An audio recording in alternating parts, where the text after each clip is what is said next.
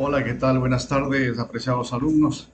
Nuevamente aquí con ustedes y nuevamente pues con una clase grabada, porque pues como les he indicado, pues estoy en esta semana y la semana pasada he estado ocupado con una visita de fuera, de nuestros superiores, que están haciendo pues una visita canónica pues a nuestra provincia y evidentemente pues tengo que estar acompañando.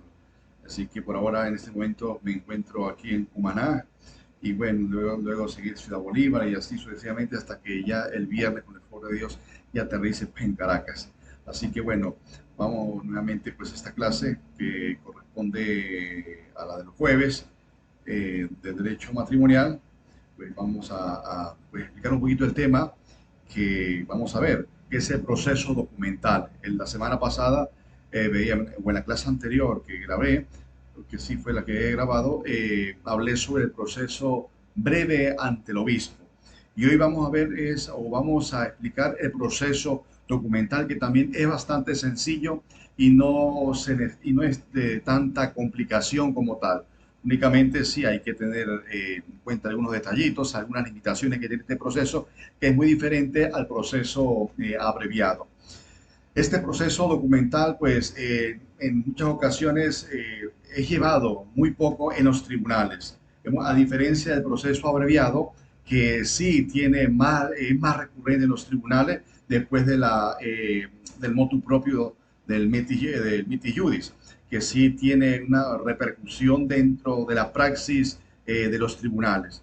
El proceso documental es más limitado y por tanto, pues, es escaso los casos que se den. Sin embargo, pues no estamos exentos que en algún momento nos podamos encontrar con esto. Comúnmente en los tribunales aquí en nuestro país, Venezuela, nos vamos a encontrar es con los procesos ordinarios, el contencioso ordinario y el proceso breve en su momento. Los procesos documentales pues son muy pocos, pero sin embargo es necesario que también nos hagamos una idea pues con respecto pues a este proceso que está regido dentro pues del Código de Derecho Canónico.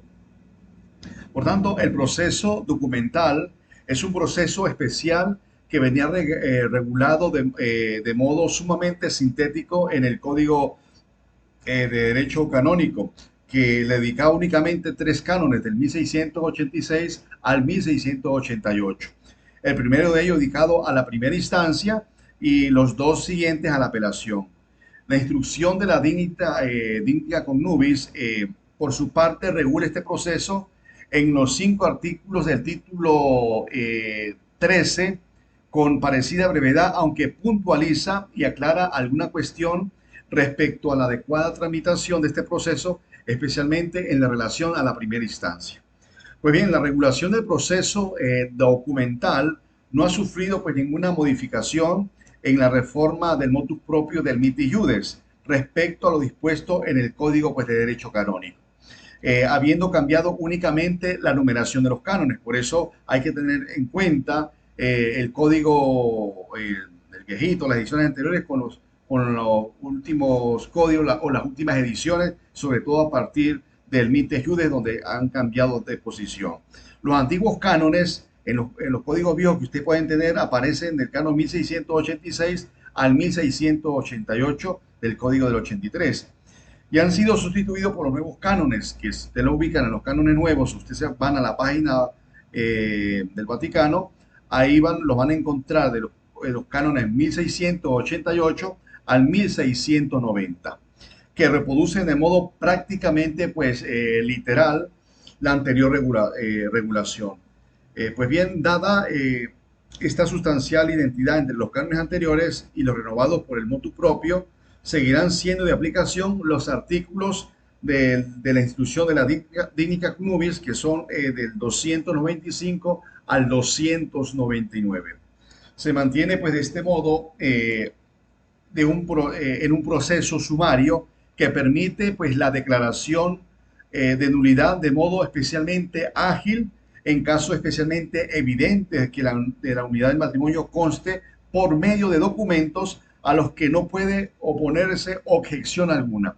Cuando se dice ágil, no es que sea, como dice, una máquina reproduciendo nulidades matrimoniales, sino que los documentos, por eso dice proceso documental, los documentos que se presenten sean verídicos, que sean irrefutables y que justamente vayan en sintonía en la declaración de la unidad del matrimonio.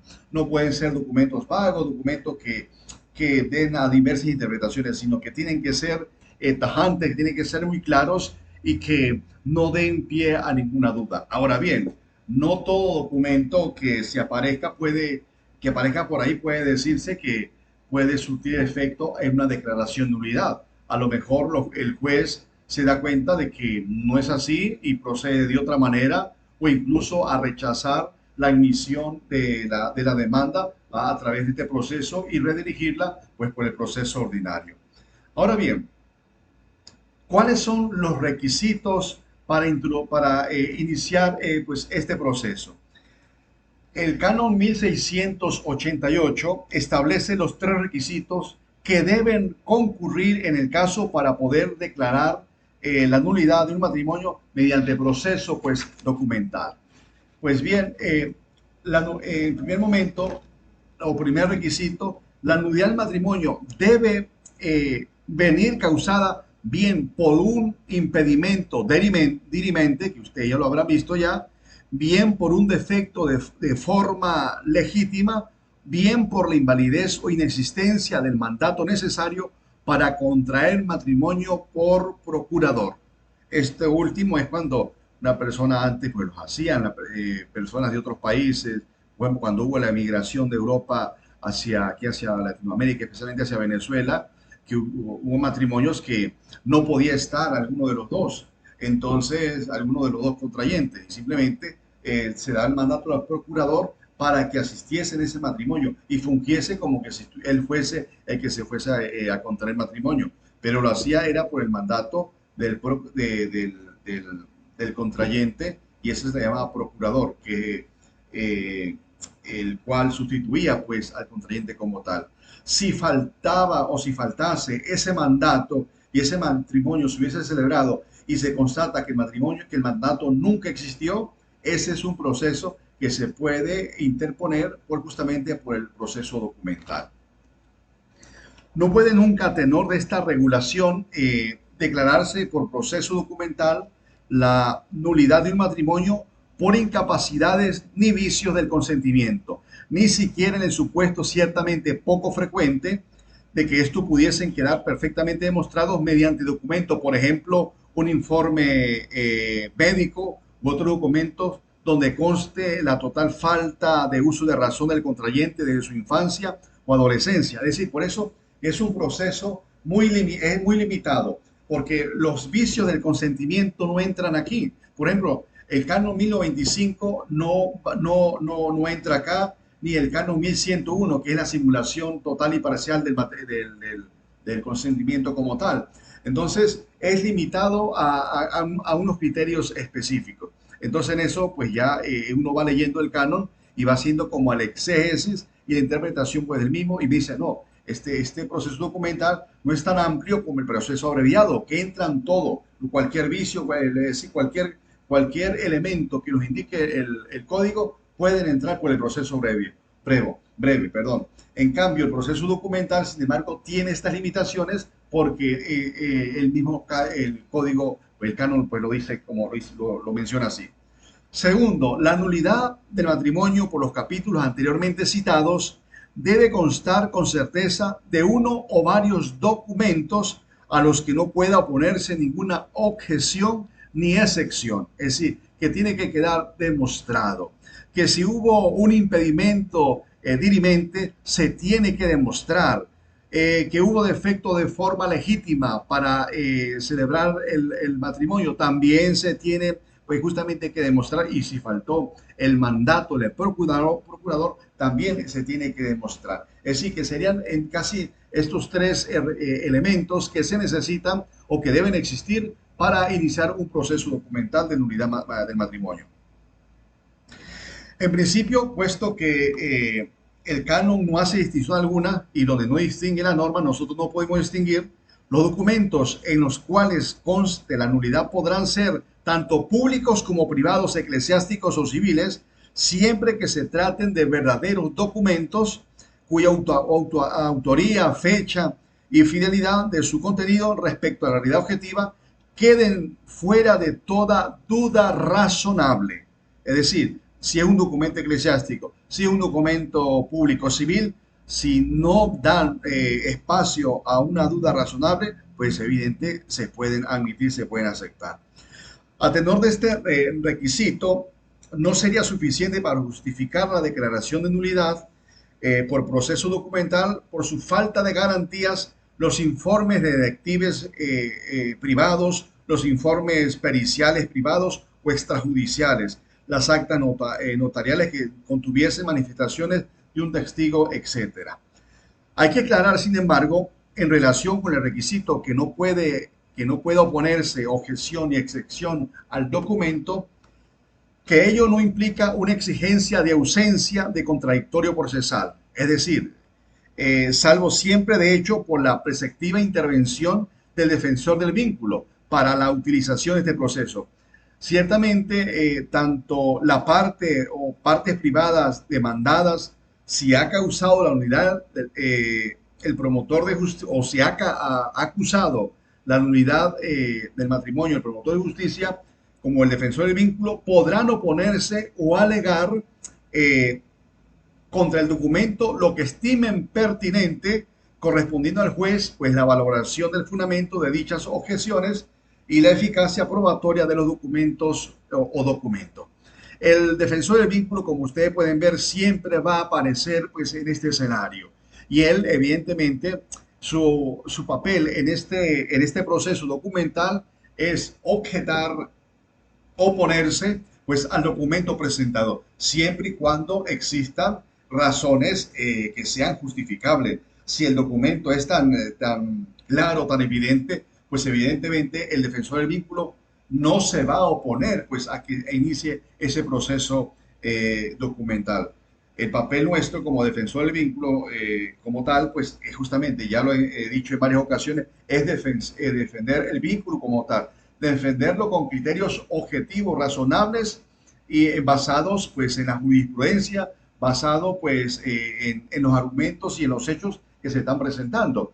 Entonces, entre un documento, pues ese documento es sometido al análisis, al discernimiento del defensor del vínculo y él, a partir de sus criterios jurídicos, a partir de un criterio objetivo, decide si se opone a la tramitación de este proceso o si, sencillamente se somete pues a la justicia sí, a la justicia, vamos a decir, no el tribunal, porque ya vamos a hablar de eso, sino a la justicia, a la mente del juez, así a la decisión del juez como tal, en caso de que el defensor del vínculo no se oponga en cuanto a esto, a este proceso.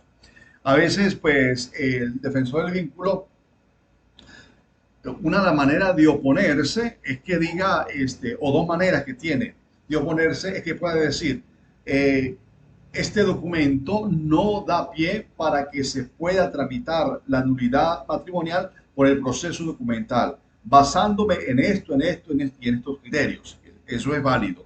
O también puede decir, no hay claridad en este documento para que se inicie un proceso documental en cuanto tal. Por tanto, sugiere que sea tramitado por un proceso ordinario, que es el proceso que ya hemos visto anteriormente, que sea tramitado por ahí para ser más objetivo y por lo menos llegar pues con más claridad y alcanzar una certeza sobre lo que se quiere en cuanto al fin último en la introducción a la demanda, como es el poder alcanzar la nulidad del matrimonio. Entonces, puede oponerse totalmente el defensor del vínculo o puede decir por qué no lo tramitan por el proceso ordinario. Por aquí, por el proceso documental, no tiene esperanza de vida, no puede prosperar. Sin embargo, por el proceso ordinario, pues ya veremos allá, que evidentemente en ese proceso, el defensor del vínculo tendrá también su papel de oponerse a la declaración de nulidad basado pues en otros argumentos como tal. La naturaleza jurídica del proceso documental. El proceso documental, al igual que el proceso breve ante el obispo, es de naturaleza judicial, no administrativa, tal como declaró expresamente la Pontificia Comisión de Intérpretes. Esta naturaleza judicial, que salvaguarda mejor el derecho de defensa de las partes, supone que la causa deberá necesariamente ser resuelta por un juez, esto es, por alguien que detente la potestad judicial, que no es denegable. Sin embargo, el tribunal que conozca de este proceso no será colegiado, sino unipersonal, viniendo constituido a tenor del canon 1688 por el vicario judicial o por aquel que él delegue, o el juez que el vicario pueda designar. Entonces hay que tener claro en esto. A diferencia del proceso previo, que es el obispo aquí matiza muy claro quién tiene que ser el juez, es el obispo. En el proceso documental no se coloca el obispo, lo puede hacer bien el vicario judicial, puede asimilar, puede detectar esa causa para sí, o sencillamente delega a un juez pues para esta causa. Por otra parte, resulta igualmente necesaria, pues como ya le indicaba, como en todas las causas, la intervención del defensor del vínculo en estos procesos. Y aunque nada diga el canon, también de un notario, al igual que en todo proceso. Porque al final, cuando firma el juez firma el acta, cuando ya, perdón, la sentencia tiene que ir firmada por un notario. Entonces, el canon, el código no dice nada, pero sin embargo se supone que debería también estar presente. Es además, aparte de ser un proceso judicial, es un proceso de naturaleza sumaria, lo que supone que en este proceso únicamente se podrá dictar sentencia declarativa de nulidad del matrimonio, al igual como pasa en el proceso breve, que como ya les indicaba, el obispo no puede decir no consta de nulidad. Si para el obispo no consta de nulidad, simplemente decreta que sea tramitado por el proceso ordinario. Si por el contrario el juez en este proceso de documental no alcanza la certeza de nulidad del matrimonio, a partir del documento o documentos aportados, deberá abstenerse de resolver sobre el fondo y dictar decreto ordenando que la causa siga su tramitación mediante las normas del proceso ordinario. Vea que aquí el juez, él se da cuenta, es decir, no tengo dos posibilidades. A partir del documento llego a la conclusión de que sí consta la nulidad. Doy sentencia, muy bien. Es una sentencia igualita que las otras, como que si hubiese dado un proceso ordinario. Pero yo como juez digo, a partir de estos documentos, yo no logro alcanzar una certeza moral para declarar la nulidad. Él no puede decir no consta la nulidad, sino que por un decreto, pues tramita que este proceso se ha llevado por el proceso pues ordinario, a través de un decreto donde ordena que sea llevado por el proceso ordinario. Por otro lado, pues se trata de un proceso especial que contiene significativas modificaciones respecto al proceso contencioso ordinario de nulidad matrimonial, entre las cuales cabe citar la limitación a la hora de proponer otras pruebas, la omisión de todas las solemnidades del proceso ordinario, su atribución a juez único. Es decir, que vemos las peculiaridades que tiene pues este proceso. La naturaleza especial de este documento supone igualmente que serán de aplicación en el mismo todas aquellas normas en el proceso ordinario de nulidad que sean compatibles con la regulación específica contenidas en los cánones 1688 y 1690.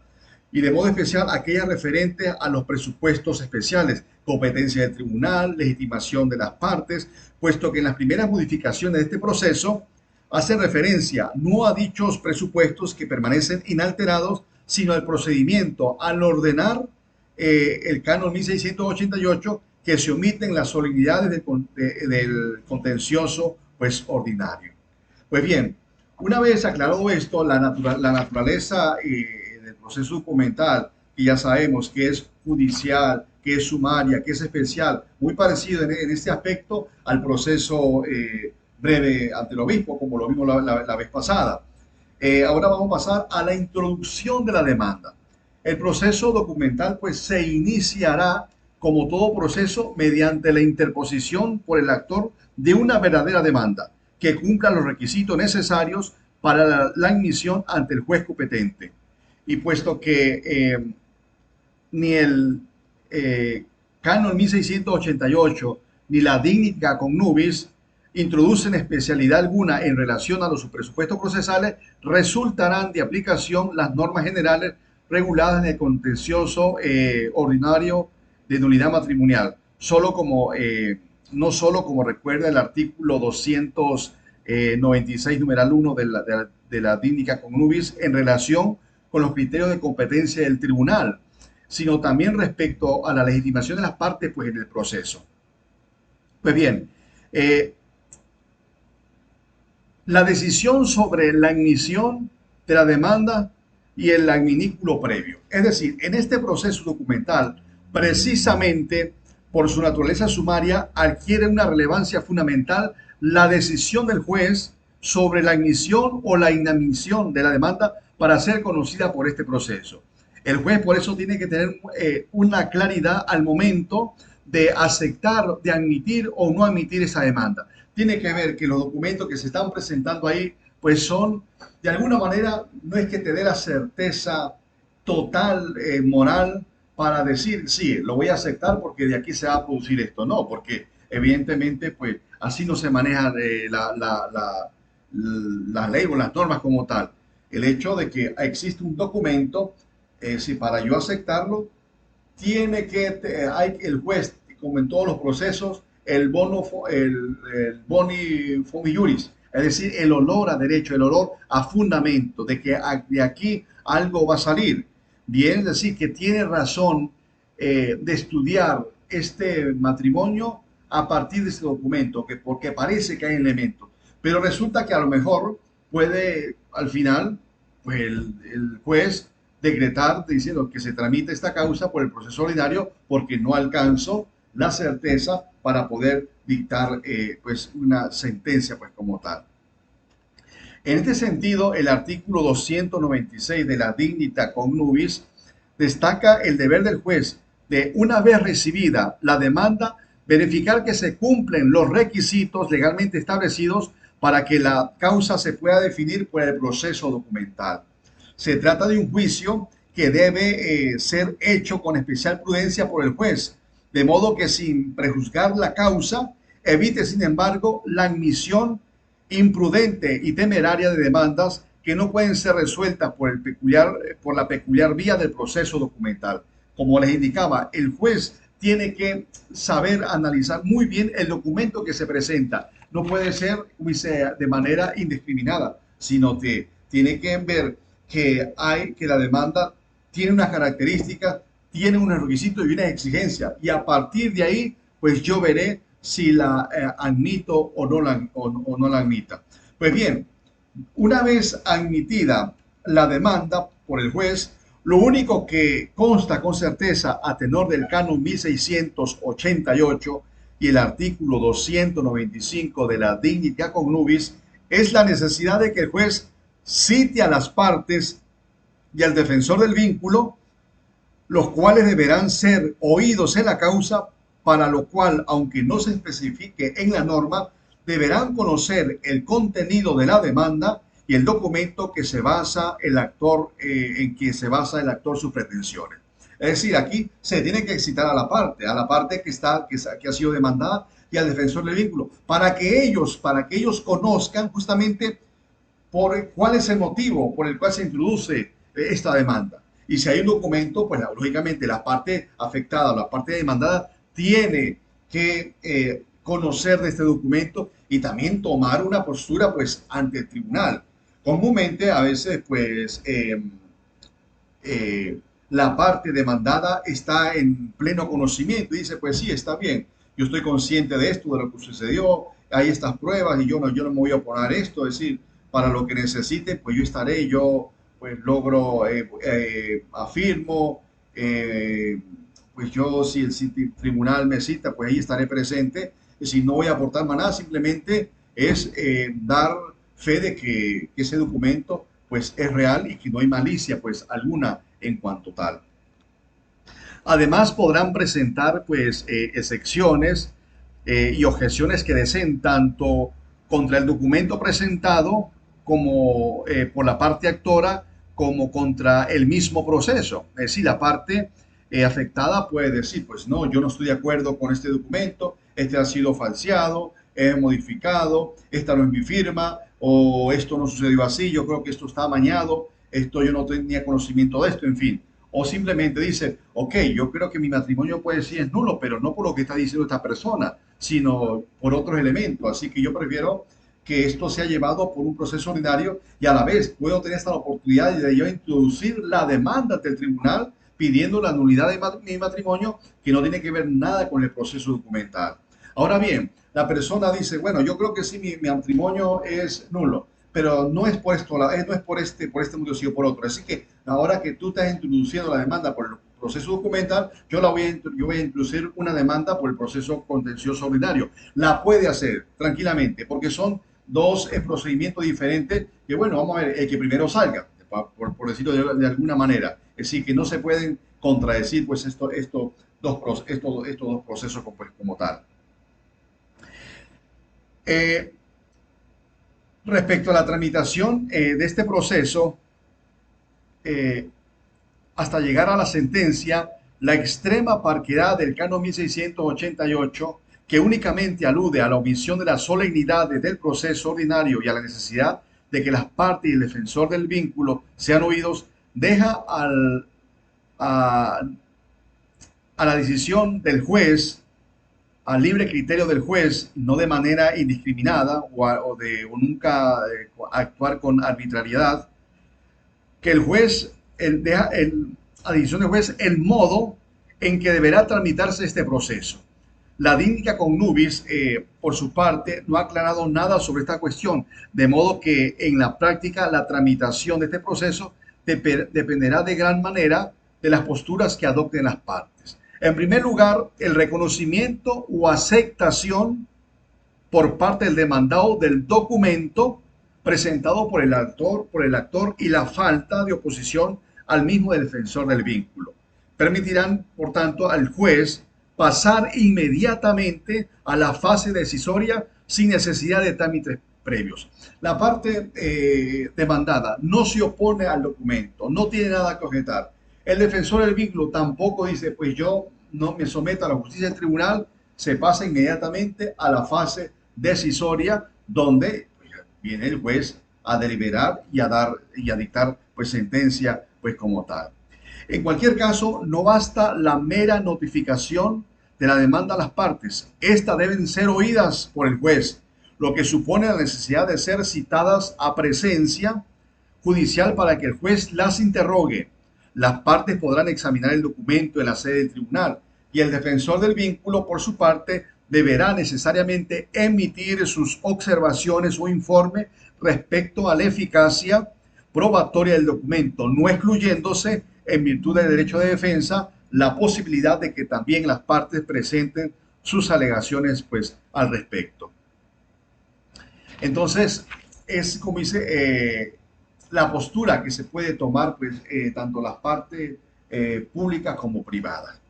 En un segundo momento, incluso aunque la parte demandada no se oponga a la nulidad, puede resultar necesario completar la prueba documental aportada en la demanda, sea a petición del defensor del vínculo, de alguna de las partes o de oficio por parte del juez. Es decir, si hay un documento donde yo siento que puedo le puedo anexar otro documento, pero que al momento de presentar la demanda no lo tenía a la mano, yo puedo hacer esa solicitud al juez para que sea aceptado o el mismo defensor del vínculo puede pedir otro documento que ayude a reforzar justamente esto que se está solicitando en un primer momento.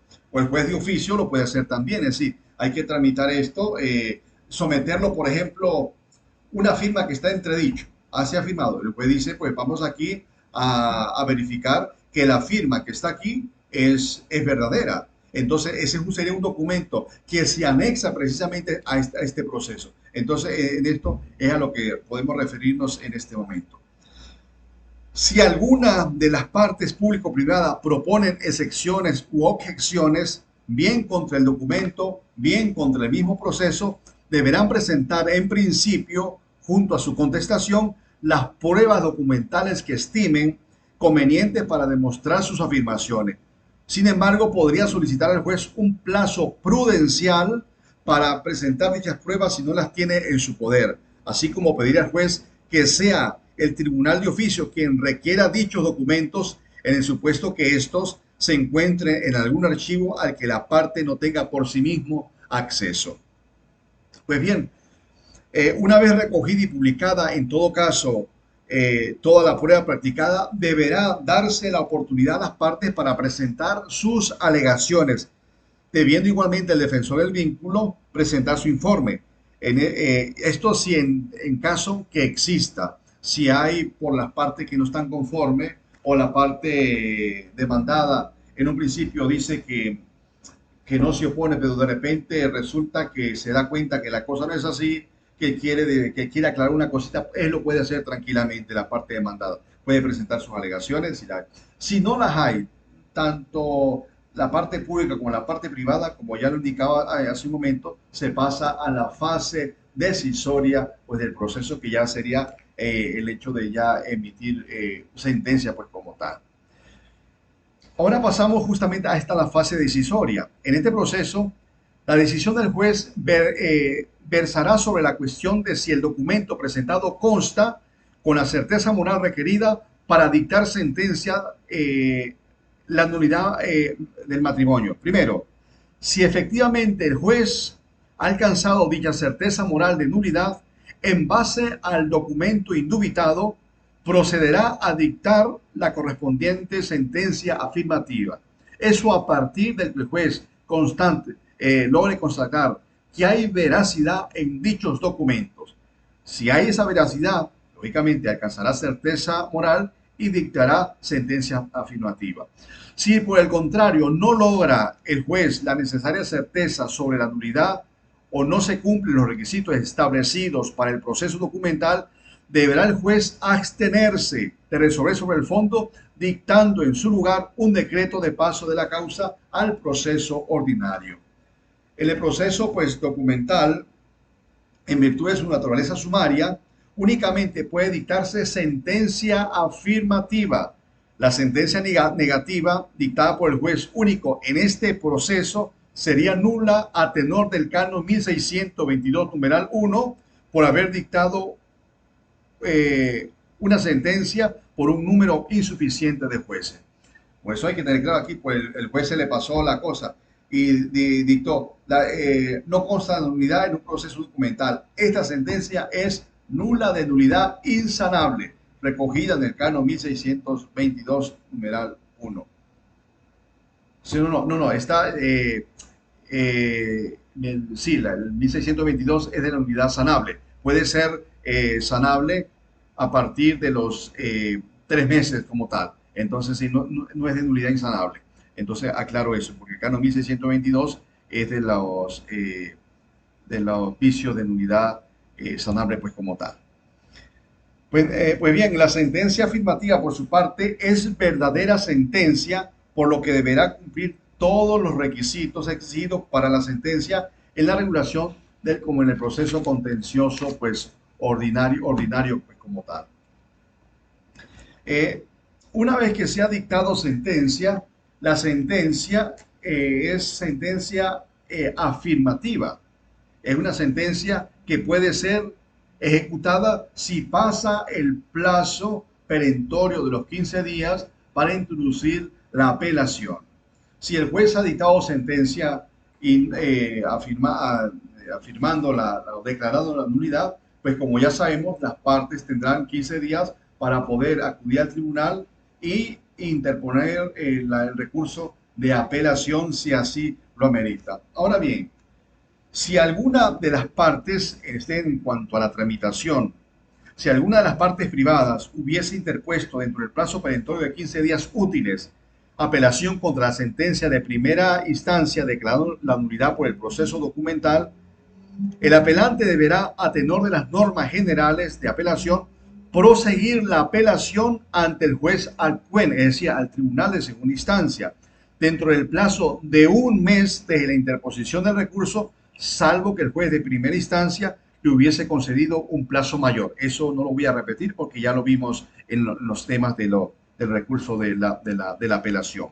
Por el contrario, si el apelante hubiese sido el defensor del vínculo de primera instancia, es al defensor del vínculo del Tribunal Superior que corresponde proseguir, en su caso, la apelación, puesto que el defensor del vínculo de primera instancia no puede actuar ante el tribunal adjuen, ante el tribunal de segunda instancia. Es decir, que no es porque el que apela es el defensor del vínculo de primera instancia, pero quien prosigue la apelación es el tribunal, el defensor del vínculo de segunda instancia como tal, porque ya el primero ha perdido ya pues su potestad como tal.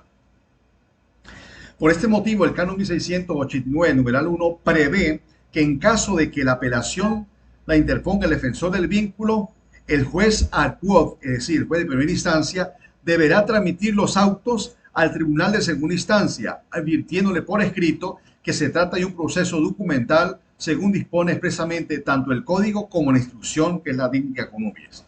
El motivo de esta norma es permitir, mediante este traslado de oficio de los actos al tribunal superior, una vez interpuesta la apelación por el defensor del vínculo, que el defensor del vínculo de segunda instancia, una vez le dé el juez traslado de los autos, pueda proseguir la apelación interpuesta por el de primera instancia.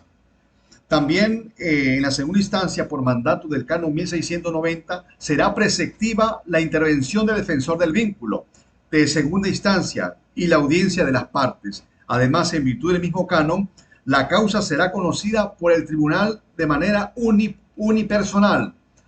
No es como en el proceso breve, que si se apela al tribunal de segunda instancia, pues si se pasa al tribunal colegial. Si hay apelación y es aceptada la apelación, la causa es vista en un tribunal colegiado. Aquí el tribunal de segunda instancia es tribunal unipersonal también, un solo juez. Será, por tanto, el vicario judicial de segunda instancia o el juez que éste designe, quien conocerá de la causa en apelación, tramitándola conforme a las normas del proceso documental expuesta en el canon 1688 para la primera instancia, así como las normas propias de la apelación en todo aquello que no vulnere el espíritu o la naturaleza del proceso documental. Por ejemplo, en virtud de la naturaleza del proceso documental, parece claro que no cabe en este proceso la posibilidad de introducir nuevos capítulos de nulidad en grado de apelación, previsto para el proceso ordinario en el canon 1680, numeral 4. Aquí es bastante claro, es decir, si llevo un proceso documental y es apelable, yo no puedo introducir un nuevo capítulo, porque ese es un proceso especial, es un proceso que tiene unas limitaciones pues, como tal. Pues bien, también en virtud del carácter sumario de este proceso documental, el juez de segunda instancia carece de la potestad de revocar o reformar la sentencia de primera instancia, de tal modo que su poder de decisión viene limitado o establecido en el canon 1690, o confirma mediante sentencia, no mediante decreto ratificatorio, confirma la sentencia de primera instancia por entender que consta la nulidad del matrimonio por el medio probatorio que autoriza la utilización del proceso documental, o por el contrario, si estima que dicha sentencia no puede ser confirmada, deberá dictar un decreto remitiendo la causa al tribunal de primera instancia para su conocimiento por el proceso ordinario. Y aquí la diferencia con el proceso breve. El proceso breve es el tribunal de segunda instancia, el obispo, no logra, va a modificar la sentencia de primera instancia del primer obispo. Si el obispo dice, si va a cambiar la sentencia, si no va a confirmar, él no regresa a los actos a primera instancia, sino que el tribunal de segunda instancia pasará el proceso,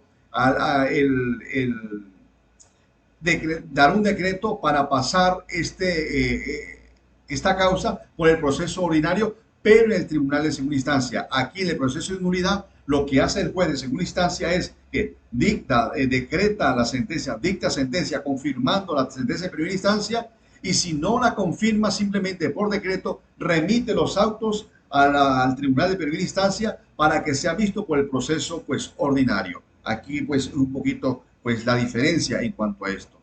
Ahora bien, si por el contrario el juez de apelación estimase que no puede confirmar la sentencia, como le indicaba, debe abstenerse de no conocer sobre el fondo del asunto, limitándose a dictar un decreto por el que resuelve que la causa no es susceptible de ser juzgada por el proceso documental, debiendo conocerse por proceso ordinario.